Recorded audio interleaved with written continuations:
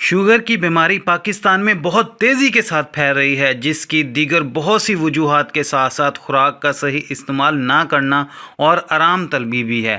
آپ سے گزارش ہے کہ اپنی خوراک کا خاص خیال رکھیں، کھانا وقت پر کھائیں اور اپنی مصروف زندگی سے کم از کم 30 منٹ واک یا ورزش کے لیے ضرور نکالیں۔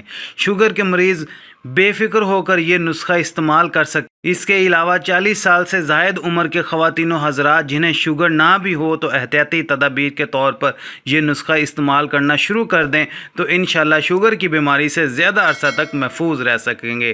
نسخہ یہ ہے: کالے بھنے ہوئے چنے 1 پاؤ، بادام کی گری 100 عدد، کالی مرچ 50 دانے، چھوٹی الائچی 50 دانے، نیم کے سوکھے پتے 100 عدد۔ تمام چیزوں کو صاف کر کے 1-2 دن دھوپ میں سکھا کر گرائنڈر میں پیس کر ایک جار میں محفوظ کر لیں اور دن میں کسی بھی وقت آدھا چائے کا چمچہ سادہ پانی کے ساتھ استعمال کریں۔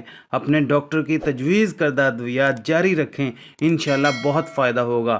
امید کرتے ہیں آپ کو ہماری آج کی انفارمیشن پسند آئی ہوگی۔ پسند آنے کی صورت میں ویڈیو کو لائک کر دیں، ہمارے چینل کو سبسکرائب کر دیں۔